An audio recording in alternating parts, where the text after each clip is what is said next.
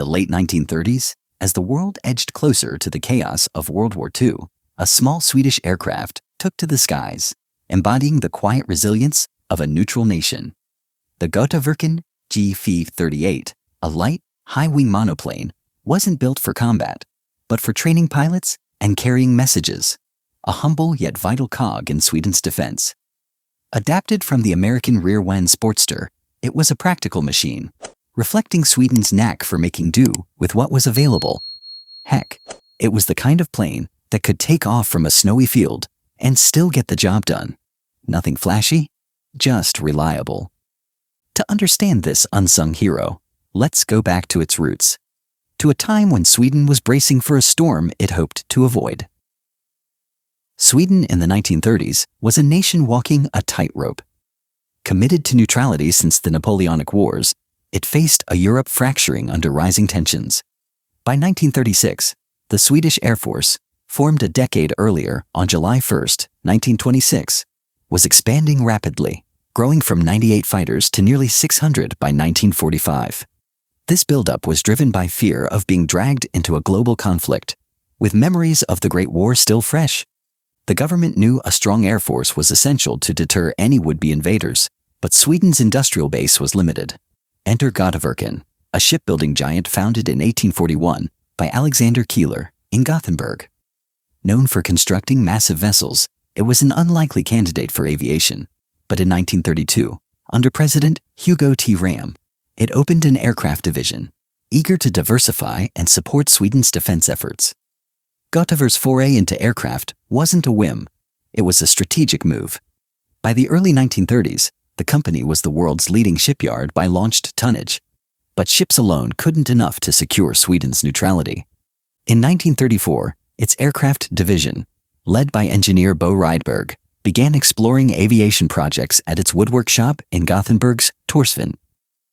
Rydberg, born on December 1, 1907 in Karlskrona, was a key figure, having worked at Sparman's aircraft workshops in Stockholm from 1935 to 1937. His experience with light aircraft design made him the perfect candidate to head Götaverken's aviation ambitions. The goal was to produce aircraft that could train pilots and serve as couriers, freeing up more advanced planes for defense. The Defy-38 story begins with a practical decision: license build an existing design rather than start from scratch. Sweden lacked the resources to develop original aircraft on a large scale, so Götaverken turned to the American rear-wing Sportster, a two-seat monoplane designed by Ken Rearwin in 1935. First flown on April 30, 1935 in Kansas City, the Sportster was a proven, reliable aircraft, with around 273 built in the United States. Its simplicity and versatility made it ideal for Sweden's needs. In 1937, Götaverken secured a license to produce it, adapting it to local conditions. Work began in 1938 at the Torsvind facility, with the first prototype completed by October of that year. Developing the Defy-38 wasn't without hurdles. Sweden's aviation industry was still young, and Götaverken's expertise lay in shipbuilding, not aircraft. The transition required retraining workers and retooling facilities, a costly endeavor for a company already stretched by its maritime commitments. Materials were another challenge. Sweden relied on imports for much of its aluminum, and with war looming, supplies were tight. The team leaned heavily on wood and fabric, traditional materials that were readily available but required skilled craftsmanship. One hiccup came during initial testing. When prototype's engine, a 90-horsepower LeBlanc radial, struggled in Gothenburg's chilly winters.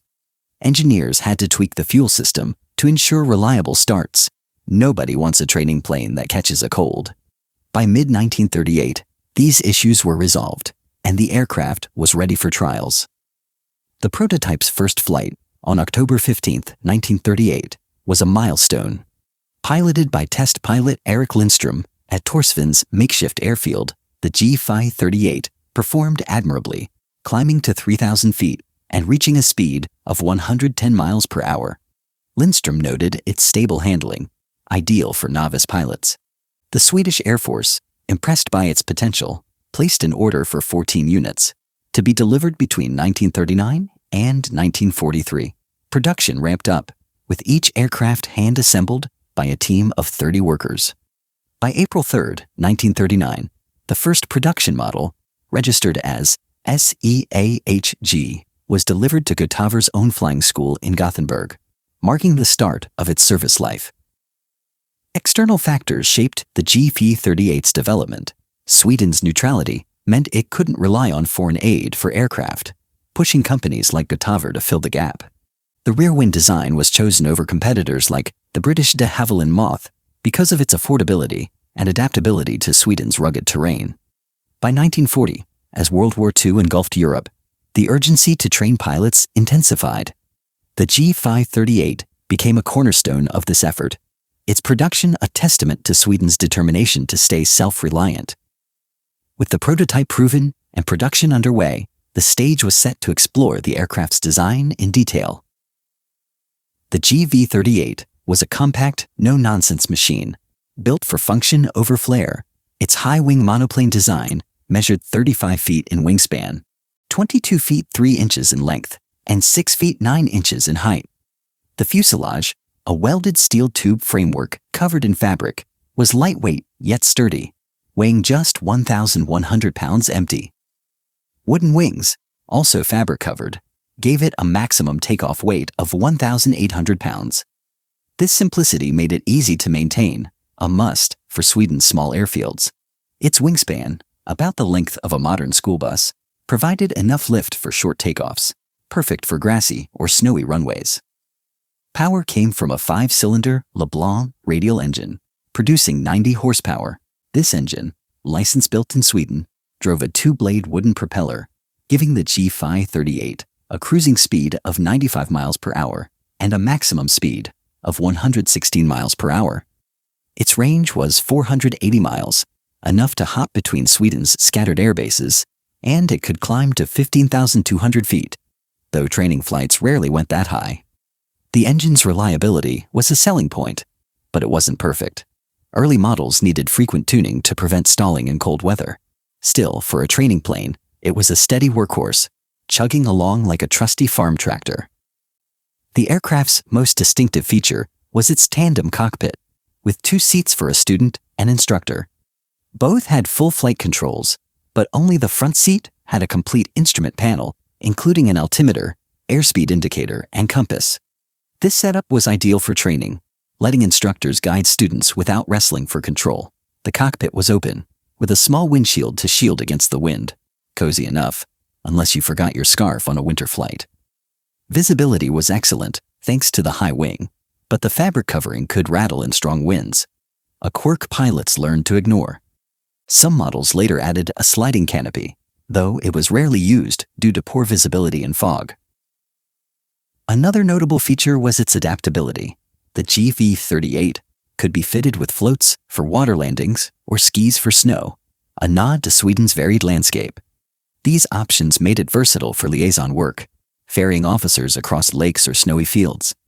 The landing gear was conventional, with 2 main wheels and a tail skid, though some aircraft later got tail wheels for better ground handling. The deluxe model, introduced in 1940, added wheel pants, navigation lights, and a radio, giving it a touch of polish. Compared to the de Havilland Moth, it was less refined but more rugged, built to withstand Sweden's harsh winters. Number E. The design wasn't flawless. The 90-horsepower engine felt underpowered for long flights, especially with 2 people aboard. Pilots sometimes joked it climbed like a homesick angel, slowly and with a lot of effort. The fabric covering, while lightweight, was prone to tears, requiring regular patches.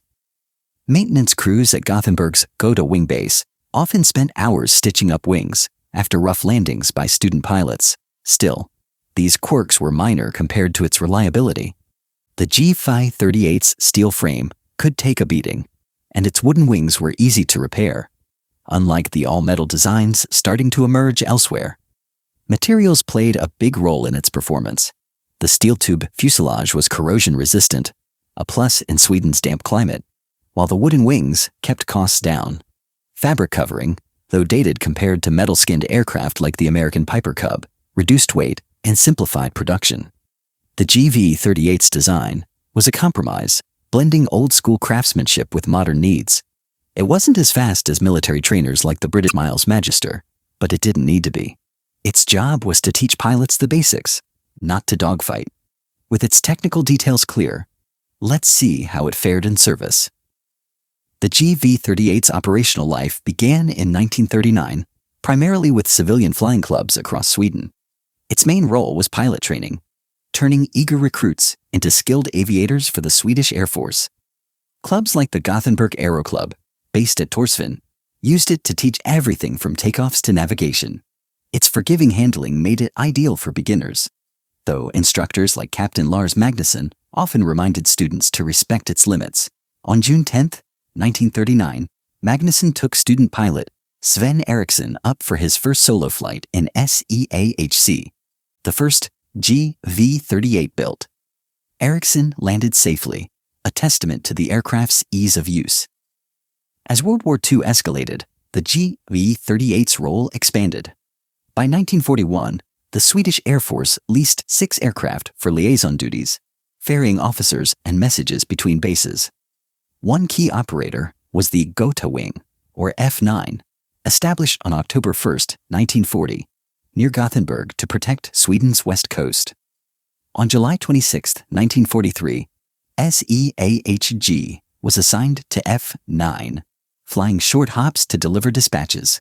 Its ability to operate from small fields was a boon, especially during winter, when skis replaced wheels. Pilots like Lieutenant Johan Nilsson praised its reliability, though he once quipped that the open cockpit made you feel like you'd left the roof off in a snowstorm. The GV-38 saw its share of success in these roles.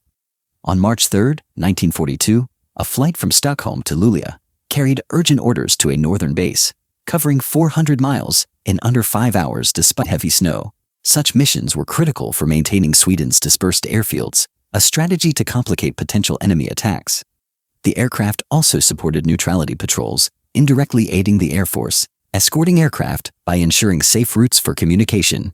Its short takeoff run, sometimes under 250 yards, let it operate where larger planes couldn't, like the makeshift strip at Västra Frölunda. Challenges were part of its service. The underpowered engine struggled with heavy loads, and rough landings by novices sometimes bent the landing gear. On November 12, 1941, a student pilot at Torsvin misjudged a landing, snapping the tail skid on SEAHF. Repairs took a week, but the aircraft flew again, proving its durability. Maintenance crews, led by mechanics like Gustav Olsson, became adept at quick fixes, often working in freezing hangars. Another issue was the fabric covering, which could tear in high winds. Olsson once joked that patching wings was like sewing a giant quilt, tedious but necessary. Upgrades kept the GV-38 relevant. In 1942, some models received a 100-horsepower Continental O190 engine, boosting performance.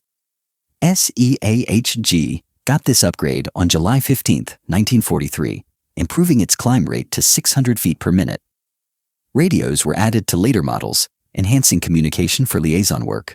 One memorable mission, on February 9, 1944, saw SEAHC fly a medical officer to a remote outpost near Kiruna, landing on a frozen lake with floats. The officer, Dr. Anna Bergström, saved a soldier's life, highlighting the aircraft's versatility. The GV-38's service wasn't glamorous, but it was essential. By 1945, it had trained hundreds of pilots and flown countless liaison missions, supporting Sweden's neutrality. After the war, most returned to civilian use, with some sold to private owners. On August 5, 1946, SEAHG was bought by a Gothenburg businessman who used it for joy rides until 1963. Its operational life showed Sweden's resourcefulness, using a modest aircraft to meet big challenges. As the war ended, the GV-38's legacy began to take shape. The GV-38's legacy is one of quiet dependability, a symbol of Sweden's determination to stay neutral during World War II.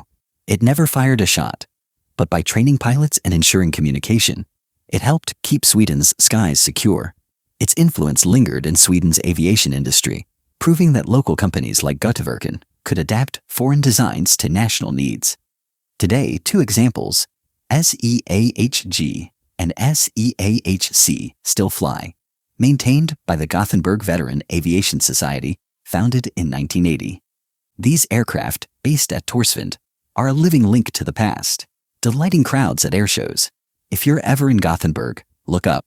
You might catch one soaring overhead, still chugging along like the reliable trainer it always was.